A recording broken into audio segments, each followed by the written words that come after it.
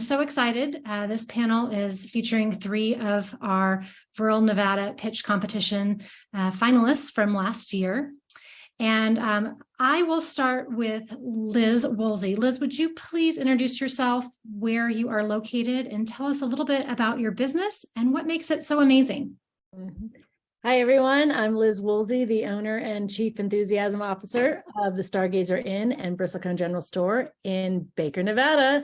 And yes, we got snow yesterday and the day before, so we're very happy about that. I started this business in January of this year, and the Stargazer Inn is a 10-room hotel here at the gateway community to Great Basin National Park, Nevada's one and only national park. And the Bristlecone General Store opened its doors on March 4th, because that's my favorite date of the year. It's a sentence, March 4th, go forth. And we have welcomed thousands of visitors and hotel guests this season, kind of wrapping it up now that winter is upon us. But what makes my business awesome is that we fill the needs of visitors and guests and locals with food and books and conversation and coffee and local art, and so that they can enjoy their journeys. Liz, thank you for that introduction. So next I'll move to our next panelist, Taylor Parrish. Would you please introduce yourself, where you're located, and what makes your business amazing? Hey everyone, my name is Taylor Parrish, and I'm the owner and founder of Anywhere on Earth Greens, or AOE Greens. We are a vertical hydroponics company. So we are founded here in Carson City, Nevada, and we do a little bit of everything. So we do some consulting, some design.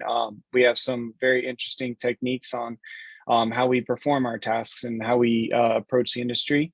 We're looking to kind of feed the world. So one of our goals is to actually create more of a fixed cost for food, and to bring food into food deserts and areas that are underserved, and get rid of some of this transportation costs and tax that we pay on our food. So right now we're focused on greens, so lettuces, basil, spinach, microgreens, that sort of thing. And hopefully in the future we can expand to fruiting products like tomatoes and other vegetables. So it's been quite a journey. Awesome. Thanks, Taylor.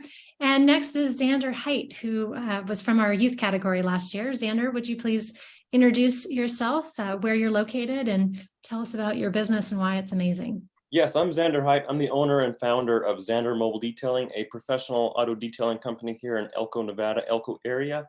I service Spring Creek, Carlin, and surrounding areas.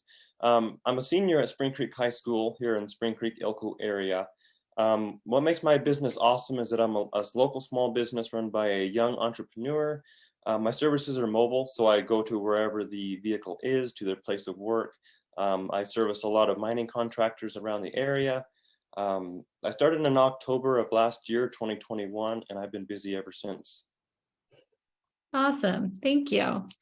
We'll mix it up. Taylor, I'm going to send the next question to you. Tell us how you came up with the idea to start your business, and did you always know you wanted to be an entrepreneur? So I'll start with the second part of that. I definitely always knew I wanted to be an entrepreneur and had that kind of spirit and drive.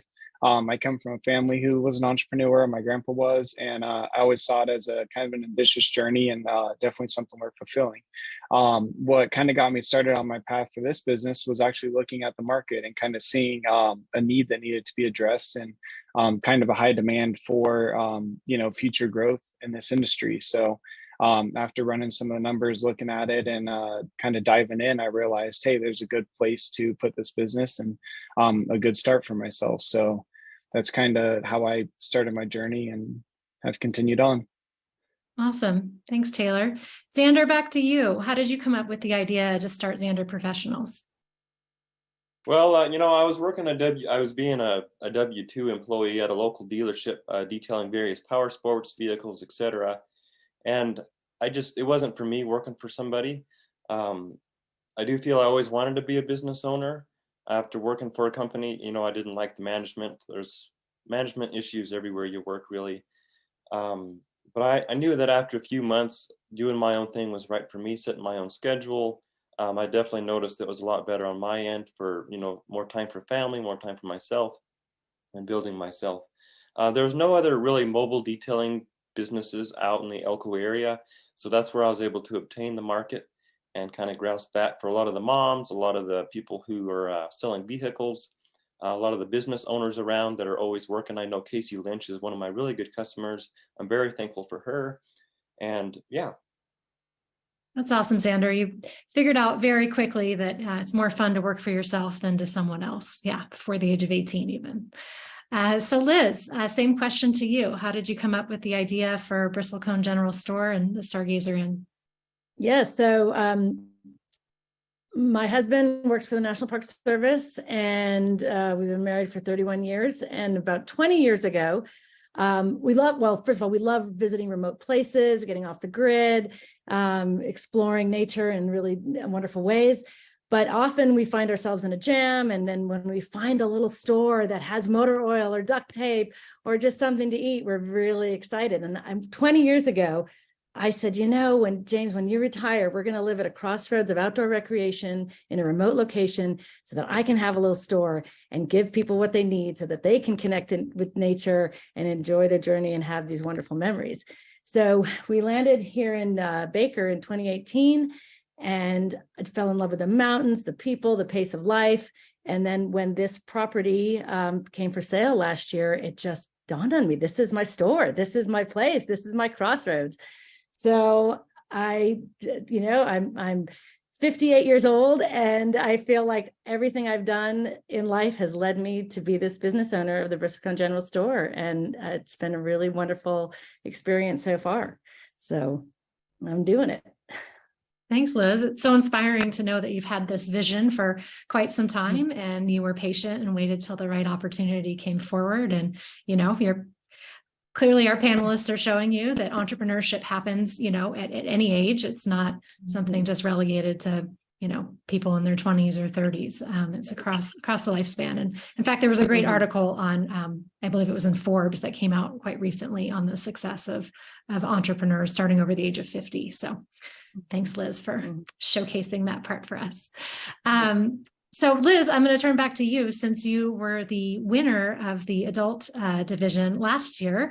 Congratulations. And that was just before you opened the inn, and then 3 months later opened the general store. So obviously those are two huge milestones that you accomplished. It's been a steep learning curve, I know, this year for you. What other successes have you had in your business that you want to highlight for us today? So I think, first of all, I've had a career as a teacher, so I feel like those organizational skills that I built doing that helped me figure out the priorities I needed to get the business started. The licenses, all the different permits and things were quite a learning curve. But I mean, I figured out, what do I need and how do I need to get it done? And then again, with 20 years of ideas in my head, they just all came spilling out into, I know that I want the store to look like this. I want these products. How do I find these products? Where do I get the best price? And I just started, and it was such a great game. I loved it. I loved figuring out how to get the supplies here. Again, we live in a remote area. So if I could get them shipped here, that saves my time and energy and money. So there was a lot of pieces of the puzzle to put together. And I did have it when I was going to open on March 4th, another fellow business owner here in Baker said, well, are you going to be ready? And I said, no, but I'm going to do it. So I'm going to open those doors because things will happen, along the way. And if I don't open, I'll never be ready if I, completely ready. So let's just do it. And I feel like I got such a warm embrace from the community, the local community, because they need a store that has those products that in between their big runs to the grocery store, I have those things. I do believe a lot of visitors that come here, travelers, feel, well, this is the national park. It'll have the amenities that we need. And they get to Baker and they're really shocked that we are so small and don't have a lot. So I think the successes are when people come in the door, I have had so many people, oh, I feel like I'm at home. This smells so good. Oh, yeah, it's like I'm looking in my pantry. So I've gotten such great feedback that what I'm offering is resonating with what people need. So that's a huge success to me, that I'm meeting the needs. That's a huge goal of mine. Another huge goal that I'm really proud of is that for the past 4 years that we've lived here, I've explored the area inside and outside, upside down. And so I know where to send people if they're looking for that great adventure that's, maybe outside the park or maybe in a remote area of the park. certainly the visitor centers at the park do a great job of getting people where they want to go, but then making sure, I kind of feel like I'm a little Chamber of Commerce or third visitor center. So I'm really happy to be able to answer, know the area as well as I do to point people in the right direction. And I've been able to hire local people. That's another huge success. All local people on my roster, which is just really exciting, and building that team and hopefully continuing that with that every year. So. And for those of you who haven't had the opportunity to visit Baker in Great Basin National Park, I believe the current population is posted as 58 in Baker. So the fact that Liz has hired maybe 15% of the population to work there locally, it's a really big deal. It's a huge economic impact for the community. And I'll say we welcome 150,000 visitors a year, which to some national parks, that's, a weekly amount, but for a little town like ours to have so many people come through is really amazing. Yeah. And I just love the, at Audacity, we like to say, just start. If you wait until you have all of the answers, you'll always be waiting, right? And so there'll be more questions. So you don't know what you don't know. And so getting started with what you do know is great. So thanks for sharing that, Liz. Xander, I'll go to you. What successes have you had since you pitched last year in the youth division? Well, I've had many successes, and then we'll talk about challenges later. But I've been able to pay off debt from starting. Friends and family have helped me with that. Grandparents helped me get going. I've been able to obtain all the necessary equipment and the products to service my customers. I've gotten great clientele, many maintenance customers where I service their vehicles either monthly or bi-weekly or quarterly. And I'm now a vendor for many mining contractors, so they always keep me busy. Wow, that's awesome, Xander. It's tough just to get the first customer in the door and then to be able to get the repeat customers. And that's really awesome. So congratulations on that. Taylor, how about you? What successes have you had since pitching last year at this event? So I've run into quite a few, and honestly, every day kind of keeps turning up some new ones. One of the big ones I've just landed on is now I'm working with one of the largest hydroponic suppliers in the United States, and same thing, addressing the market. So I'm doing a case study for some HVAC for a facility in Sacramento. I just landed my own project in Oakland about a week ago. So a lot of different things are taking off. I think the business steered a little bit away from what I was initially looking at, but at the same time, it's really building that network. I'm starting to build a brand name. I'm starting to grow, find the right people and find the right opportunities to even build out some prototyping scenarios. It's been a very interesting journey. So I would say probably one of the biggest things is building that network, kind of finding the right people, connecting, putting yourself out there. And just like everyone's saying, you just got to go after it. Just kind of push, keep your head up, and look at everything in front of you and hit it. So. That's awesome. And Taylor, you kind of mentioned the idea of the pivot, that many times, we bring a product to market and then we discover that what our customers really want is a service. And so we kind of move in the service direction. I know you've added in more consulting and those kind of projects. Yeah, it's definitely put the company in the green. So now we're finally making money. A lot of these contracts are starting to come through. It's crazy. I got my own insurance policies now. So I have a $2.4 million policy. So it's kind of nice. There's a lot of big growth steps, and same thing, you really got to navigate through and figure out, okay, what do I need right now? And then what's that going to apply to, or how's that going to help me? So it's just like Liz was saying, you don't know until you kind of get there, but you really have to organize a lot of things and kind of plan them out. And it's all step by step. And so I think that same thing, one of the big growth things that I've had this year is mapping out those steps, finding those opportunities, and obviously being able to capture them. So it's fun. Yeah, that's so great. Oftentimes as entrepreneurs, we keep our eye on that vision and we're looking at that next step.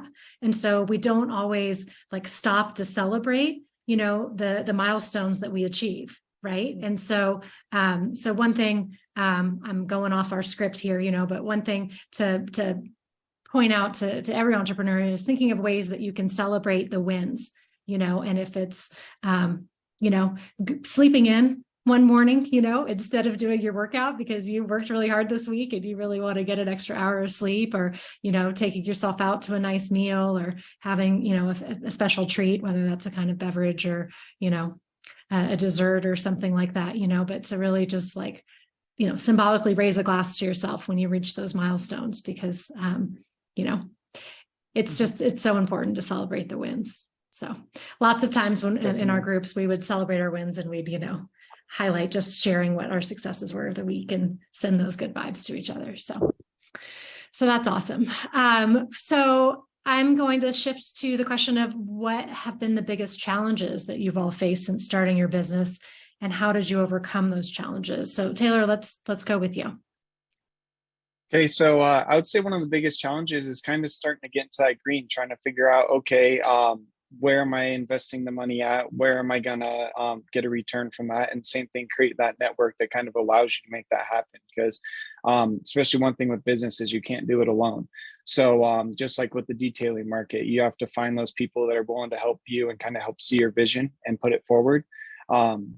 So I would say that was definitely probably one of the big challenges is finding that network, finding that group of people that want to help push it forward, that want to kind of see it through. It's like this manufacturing company that I'm working with now. They obviously sell a whole bunch of hydroponic product, but they also do a bunch of MEP, so mechanical engineering plumbing, for facilities. So basically same thing, they're in that market, they're in that space, and they were looking for some assistance and design layout and future possibilities, taking a different approach, and putting yourself out there and kind of finding that scenario is challenging. It's not easy to be like, well, okay, you guys have been in the market for 30 years and I'm going to come in and teach you something different. But then same thing, you put yourself out there, you accept that challenge, and you really find out, okay, I can help. I am a part of this. And so that is probably one of the biggest challenges, is just getting yourself out there and having that confidence to do it. So Absolutely. it's fun. Anyone who can put a smile on their face when they're talking about their challenges and how they overcome confidence, right? I think that's awesome. One thing we like to talk about in confidence is doing power poses.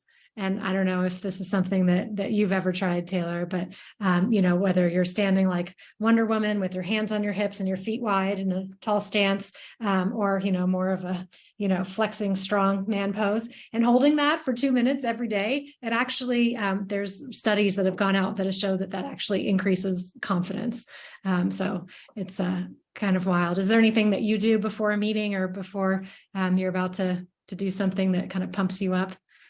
I'd say some breathing exercises. So if you breathe in through your nose and then out through your mouth, and you actually make like a humming noise or open your mouth while you're doing it, it helps realign your energy and realign your body. So for me, that's kind of one of the approaches I take, is it helps me get more focused, kind of get into it. And then smiling, kind of bringing that good energy. I definitely have an upbeat personality, and I know that when you present yourself like that in a room, the energy builds. And so even if someone's having a bad day, you can still try to put a smile on their face, and it changes the whole scope of the conversation or the outcome. So it's definitely, I definitely say some breathing exercise, get yourself aligned with your body, find your own happiness, then build that happiness around you. So that's awesome, Taylor. I love that. Anything to get you in that growth mindset, so you're in that positive flow where you want to go. Xander, I'm going to kick it to you. Tell us about some of the challenges you've faced and how you've overcome them. Well, I've had a lot of personal challenges. I've noticed that I've been impatient a lot of times. I've been comparing myself and my business to businesses and business owners that are already 5 to 10 years in, and thinking that I should have the newer truck already and I should have the fancier stuff. And I've been too impatient, thinking too far out of the box, not being disciplined enough in myself and my professional area.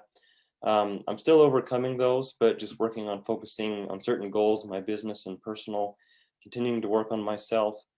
And, communication with my customers has been a big issue for me. I'm still learning on that nature, and being professional, and it's all a learning curve and all a thing that you'll eventually get at. So. Yes, Xander, that's so great that you have that awareness, so early into your business career. I think that's the first step, right, as an entrepreneur towards growth, is to have the awareness. And many of us have the same challenges of comparing ourselves to companies that are, significantly further down the pathway than we are. So that's great that you're already there. So thanks for sharing that. Liz, how about you? What are some of the biggest challenges that you've overcome since starting business? Well, purchasing a property like the building that my store is in has been here since 1905, and the hotel was built in 1949. So I have a wonderful list of things that were challenging this year, just electrical wise or heat wise. All these different lovely things that could go wrong in an older building did. We had a lot of winds this spring and into June, and an older building that I have rooms 5, 6, 7 is an older trailer that's been modified, and it's super cute and campy. But one of the windstorms, the roof fell off while people were in room 5. So that was kind of a super scary. And but it was I'll tell you that they were unharmed. Their car was unharmed. Thank God there wasn't any other cars in the parking lot. The metal roof literally just came right up and landed in the parking lot. But we have such a resourceful and resilient community that just rallied around me. And within 24 hours, the roof was replaced and stronger than ever, because people had the skills, they had the tools, they had, they wanted to support me, which was amazing. So that I've always gone into everything that, yes, there's always going to be challenges. And there's always going to be things you didn't account for. And yet you just stop, take it in, and figure out the best way. There's no reason to panic. There's no reason to, we do what we do when we need to do it. I've had freezers unfreeze and products go bad. And I've had, I even had a workman's comp. I had one of my housekeepers tripped and broke her 2 front teeth. And so that was a really interesting thing to do. But within a few days, she had a dental appointment. We worked through my insurance company. I mean, everything is fixable. Everything is workable if you just take the moments to do the steps to get it done. So I did have a woman who ran the Border Inn here in Baker for 40 years. She came to me this summer and said, "Oh, honey, things are going to happen, but they seem to be happening all to you in the first season." And so she felt kind of bad that I was having all these challenges. But I said, "It's all right, Denise, we're getting through, and the community is supporting me, and my insurance and other things that we can do to that I did that just got me through." So, and faith gets me through a lot of centering on that, and just you gotta smile. And I will tell you, a lot of times when I was going through some challenging things, and I would go into the store and the customers were there, they didn't know anything that was going on in the background, and I would get energy from them because they were so happy to have a little place to hang out or to meet people or do things. So that's always a good thing, just to remind myself why I'm doing this and who I'm doing this for. So 2 things there that you said that I wanted to highlight. I think it's Marie Forleo who wrote a book on everything is figure outable. And so that idea of, right, you could just figure it out. So Liz, you definitely, when, most entrepreneurs think the metaphorical roof is caving in on them, and you actually had yours blow off, and, you handled that with grace. And, I love that you focused on your why, your purpose, and providing that welcoming environment for your customers, and they don't need to know about all of the challenges on the back end. So I love that you get, energy, and that you light up from interacting with them. So that is wonderful. Thank you. So I'm going to move to our final question so we can get us kind of back on track here. And so I'm going to start with Taylor. What advice would you give someone in the audience who is thinking about starting a business? I would definitely say keep your head up. When you kind of run into challenges, when you see something presented, it's not necessarily a challenge, it's just the next step. So you might think like, whoa, this, your roof flies off your building, or you need a new vacuum or something, or whatever it is. It's really just the next step. It's an opportunity to kind of improve and solve a problem for the future. So I'd say definitely keep that mindset, definitely keep that mentality, and then keep networking. Don't stop talking to people. Don't stop putting yourself out there. Our area has a huge network of people that are willing to help, and even just have a conversation. If you have a cup of coffee, you can run your idea past them and say, "Hey, I'm looking at this part of my business, or I'm trying to solve this problem." there's a lot of people who have been through that, and they are more than willing to help share their stories, kind of push you in the right direction. And so I'd say definitely same thing, keep a good attitude and make sure to just keep yourself out there, keep talking with people.